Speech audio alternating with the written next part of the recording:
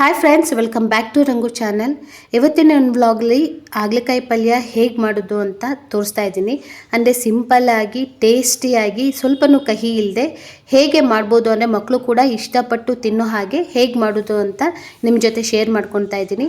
So ವಿಡಿಯೋನ ಲಾಸ್ಟ್ವರೆಗೂ ನೋಡಿ, ಎಲ್ಲೂ ಸ್ಕಿಪ್ ಮಾಡದೆ ನೋಡಿ ಅಂತ ಹೇಳ್ತಾ ಇವತ್ತಿನ ಹಾಗಲಕಾಯಿ ಪಲ್ಯ ಹೇಗೆ ಮಾಡೋದು ಅನ್ನೋದನ್ನ ಸ್ಟಾರ್ಟ್ ಮಾಡ್ತಾ ಇದ್ದೀನಿ. ಇಲ್ಲಿ ಊರಿನ ಹಾಗಲಕಾಯಿ ತೊಗೊಂಡಿದ್ದೀನಿ, ಊರಿಂದ ತಂದಿರೋದು ಹಾಗಲಕಾಯಿ. ಇದನ್ನು ಈ ಶೇಪಲ್ಲಿ ಹೆಚ್ಚಿಟ್ಕೊತಾ ಇದ್ದೀನಿ, ಸ್ವಲ್ಪ ಡಿಫ್ರೆಂಟ್ ಆಗಿರಲಿ ಅಂದ್ಬಿಟ್ಟು. ನೀವು ಬೇಕಾದ್ರೆ ಇದನ್ನು ಸಣ್ಣ ಕೂಡ ಹೆಚ್ಚಿಟ್ಕೊಬೋದು, ಬಟ್ ಈ ರೀತಿ ಹೆಚ್ಚಿದ್ರೆ ನೋಡೋಕ್ಕೂ ಚೆನ್ನಾಗಿರುತ್ತೆ, ತಿನ್ನೋಕ್ಕೂ ಚೆನ್ನಾಗಿರುತ್ತೆ ಅಂತ. ಹೆಚ್ಚುವಾಗ ಈ ಥರ ಶೇಪ್ ಬಂತು, ಅಂದರೆ ಸಣ್ಣ ಸ್ಮೈಲಿ ಥರ ಇದು ಫೇಸ್ ಬಂತು. ಅದು ನೋಡಿಬಿಟ್ಟು ಅದನ್ನು ಪಕ್ಕಕ್ಕೆ ಎತ್ತಿಟ್ಕೊಂಡೆ. ತುಂಬ ಚೆನ್ನಾಗಿ ಕಾಣಿಸ್ತೈತೆ ಆ್ಯಕ್ಚುಲಿ.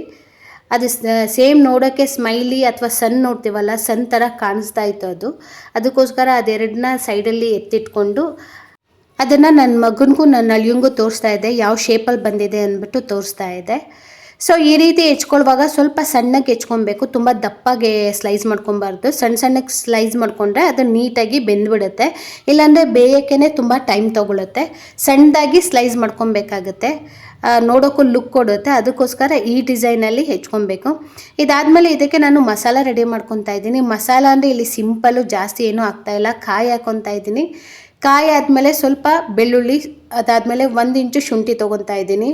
ಬೆಳ್ಳುಳ್ಳಿ ಶುಂಠಿ ಪೇಸ್ಟ್ ಬೇಕಾದರೂ ನೀವು ಹಾಕ್ಕೊಬೋದು. ಸ್ವಲ್ಪ ಪುದೀನ ಹಾಕ್ಕೊತಾ ಇದ್ದೀನಿ. ಪುದೀನ ಆದಮೇಲೆ 2 ಹಸಿಮೆಣಸಿನ್ಕಾಯಿ ಹಾಕ್ಕೊತಾ ಇದ್ದೀನಿ. ಇಷ್ಟೇ ಐಟಮ್ ಹಾಕ್ಕೊತಾ ಇರೋದು.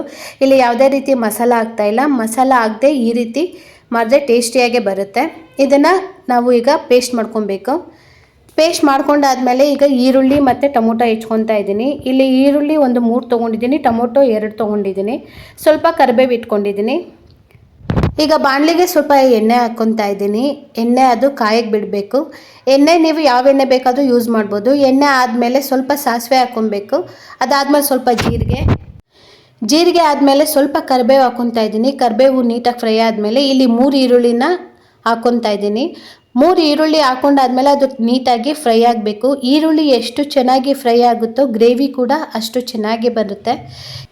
ಈರುಳ್ಳಿ ಚೆನ್ನಾಗಿ ಫ್ರೈ ಆದಮೇಲೆ ಇದಕ್ಕೆ ನಾನು 2 ಹುಳಿ ಟೊಮೊಟೊ ತೊಗೊಂಡಿದ್ದೀನಿ. ಇಲ್ಲಿ ನೀವು ಯಾವ ಟೊಮೊಟೊ ಬೇಕಾದರೂ ತೊಗೋಬೋದು. ನಾನು ಇಲ್ಲಿ ಹುಳಿ ಟೊಮೊಟೊ ತೊಗೊಂಡಿದ್ದೀನಿ, ಅಂದರೆ ನಾಟಿ ಟೊಮೊಟೊ ತೊಗೊಂಡಿದ್ದೀನಿ.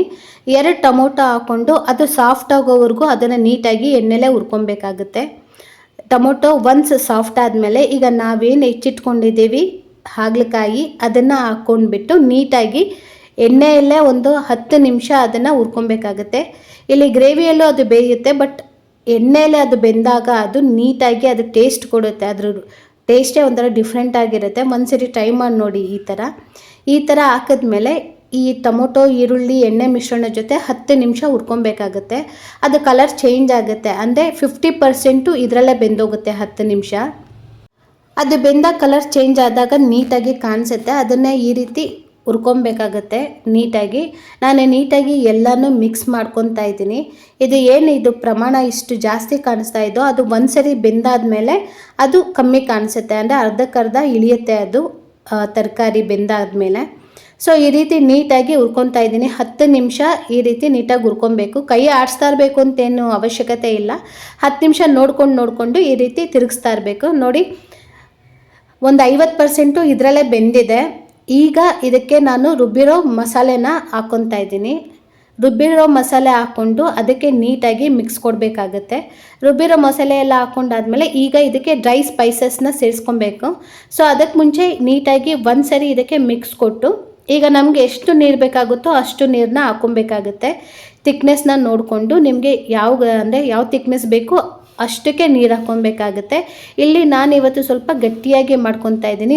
ನೀರನ್ನ ಜಾಸ್ತಿ ನಾನು ಹಾಕ್ಕೊತಾ ಇಲ್ಲ, ಅದಕ್ಕೋಸ್ಕರ ಸ್ವಲ್ಪ ಕಮ್ಮಿ ನೀರನ್ನೇ ಹಾಕ್ಕೊತಾ ಇದ್ದೀನಿ.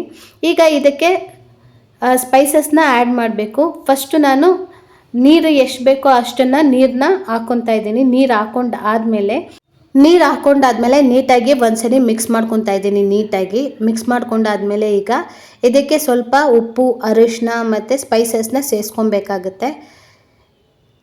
ಈಗ ನಾನು ಇದಕ್ಕೆ ಅರಿಶಿನ ಹಾಕ್ಕೊತಾ ಇದ್ದೀನಿ, ಅಂದರೆ 1/4 ಟೀ ಸ್ಪೂನಷ್ಟು ಅರಿಶಿನ ಹಾಕ್ಕೊತಾ ಇದ್ದೀನಿ. ಇದು ಮನೆಯ ಅರಿಶಿನನೇ, ನೀವು ಯಾವ ಅರಿಶಿನ ಬೇಕಾದರೂ ಇಲ್ಲಿ ಯೂಸ್ ಮಾಡ್ಕೊಬೋದು.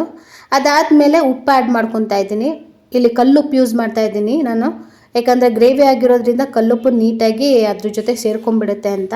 ಅದಾದಮೇಲೆ 1 ಸ್ಪೂನು ಧನಿಯಾ ಪೌಡರ್ ಹಾಕ್ಕೊತಾ ಇದ್ದೀನಿ, ಅರ್ಧ ಸ್ಪೂನು ಚಿಲ್ಲಿ ಪೌಡರ್ ಹಾಕ್ಕೊತಾ ಇದ್ದೀನಿ. ಇದೆಲ್ಲ ಹಾಕ್ಬಿಟ್ಟು ನೀಟಾಗಿ ಒಂದು ಮಿಕ್ಸ್ ಕೊಡಬೇಕಾಗತ್ತೆ. ಇದೆಲ್ಲ ಹಾಕ್ಕೊಂಡು ಗರಂ ಮಸಾಲ ಹಾಕ್ಕೊತಾ ಇದ್ದೀನಿ. ಗರಂ ಮಸಾಲ ಬಂದು ಇದು MTR ಗರಂ ಮಸಾಲ. ಇದನ್ನು ಅಷ್ಟೇ 2 ಟೀ ಸ್ಪೂನ್, ಅದು ಟೀ ಸ್ಪೂನ್ ಅದು ಆ್ಯಕ್ಚುಲಿ, ಅದಕ್ಕೆ 2 ಟೀ ಸ್ಪೂನು ಹಾಕ್ಕೊತಾ ಇದ್ದೀನಿ ನಾನು. ಹಾಕ್ಕೊಂಬಿಟ್ಟು ನೀಟಾಗಿ ಇದನ್ನು ಮಿಕ್ಸ್ ಕೊಡಬೇಕು. ಮಿಕ್ಸ್ ಕೊಟ್ಬಿಟ್ಟು ಅದನ್ನು ಕುದಿಯೋಕ್ಕೆ ಬಿಡಬೇಕಾಗತ್ತೆ. ನೀಟಾಗಿ ಮಿಕ್ಸ್ ಕೊಟ್ಟು ನೀವು ಒಂದ್ಸರಿ ಸಾಲ್ಟ್ ಎಲ್ಲ ಟೇಸ್ಟ್ ಮಾಡಿ ಚೆಕ್ ಮಾಡಿ ಕುದಿಯೋಕ್ಕೆ ಬಿಡಬೇಕಾಗತ್ತೆ. ಇಲ್ಲ ಕುದ್ದಾದ್ಮೇಲೆ ಕೆಲವರು ಲಾಸ್ಟಲ್ಲೂ ಸಾಲ್ಟ್ನ ನೋಡೋರಿದ್ದಾರೆ. ನಿಮ್ಗೆ ಯಾವ ರೀತಿ ಅನುಕೂಲನೋ ಅದು ಆ ರೀತಿ ನೋಡಿಕೊಂಡು ಇದನ್ನು ಕುದಿಯೋಕ್ಕೆ ಬಿಟ್ಬಿಡಬೇಕು. ಇದು ಮಿನಿಮಮ್ ಒಂದು 10 ನಿಮಿಷ ಕುದ್ರೆ ಸಾಕು. ಯಾಕಂದರೆ ಆಲ್ರೆಡಿ ಒಂದು 50% ಎಣ್ಣೆಲೇ ಬೆಂದಿರೋದ್ರಿಂದ ಇನ್ನು 10 ನಿಮಿಷ ಬೆಂದರೆ ಗ್ರೇವಿ ರೆಡಿಯಾಗೋಗ್ಬಿಡುತ್ತೆ. ಇದ್ರ ಮೇಲೆ ಸ್ವಲ್ಪ ಕೊತ್ತಂಬರಿ ಹಾಕ್ಬಿಟ್ರೆ ಸೂಪರಾಗಿರೋ ಹಾಗಲಕಾಯಿ ಗ್ರೇವಿ ರೆಡಿ. ತುಂಬ ಟೇಸ್ಟಿಯಾಗಿರುತ್ತೆ. ಇವತ್ತು ನಾನು ಇದ್ರ ಕಾಂಬಿನೇಷನ್ ಆಗಿ ಜೋಳದ ರೊಟ್ಟಿ ಮಾಡ್ಕೊಂಡಿದ್ದೆ. ಇದಕ್ಕೆ ನೀವು ಚಪಾತಿ, ಜೋಳದ ರೊಟ್ಟಿ, ದೋಸೆ, ಯಾವುದೇ ರೀತಿ ರೊಟ್ಟಿ, ಮುದ್ದೆ, ಅನ್ನ ಯಾವುದಕ್ಕೆ ಬೇಕಾದ್ರೂ ಸೂಟ್ ಆಗುತ್ತೆ. ತುಂಬಾ ಟೇಸ್ಟಿಯಾಗಿರುತ್ತೆ, ತುಂಬ ಈಸಿ. ಮಕ್ಕಳು ಕೂಡ ತಿಂತಾರೆ, ಯಾಕಂದರೆ ಅಷ್ಟು ಕಹಿನೂ ಬರಲ್ಲ. ಸೊ ಈಗ ನಾನು ಮೇಲ್ಗಡೆ ಕೊತ್ತಂಬರಿ ಸೊಪ್ಪು ಉದುರಿಸ್ಕೊತಾ ಇದ್ದೀನಿ. ಒಂದ್ಸತಿ ಟ್ರೈ ಮಾಡಿ ನೋಡಿ, ಟ್ರೈ ಮಾಡಿದ್ರೆ ಮಾತ್ರ ಎಲ್ಲ ವಿಷಯ ಗೊತ್ತಾಗೋದು ಅಂತ ಹೇಳ್ತಾ ಈ ವಿಡಿಯೋ ಇಲ್ಲಿಗೆ ಎಂಡ್ ಮಾಡ್ತಾ ಇದ್ದೀನಿ. ಈ ವಿಡಿಯೋ ನಿಮ್ಗೆ ಯಾರಿಗಾದ್ರೂ ಇಷ್ಟ ಆದರೆ ಲೈಕ್ ಮಾಡಿ, ಶೇರ್ ಮಾಡಿ, ಸಬ್ಸ್ಕ್ರೈಬ್ ಮಾಡಿಕೊಂಡು ನನ್ನ ಚಾನಲ್ನ ನೋಡಿ. ಸಬ್ಸ್ಕ್ರೈಬ್ ಮಾಡ್ಕೊಂಡ್ಮೇಲೆ ಬೆಲ್ ಬಟನ್ ಪ್ರೆಸ್ ಮಾಡೋದು ಮರಿಬೇಡಿ ಅಂತ ಹೇಳ್ತಾ ಮುಂದಿನ ವಿಡಿಯೋದಲ್ಲಿ ಸಿಗ್ತೀನಿ. Thank you. ಬಾಯ್.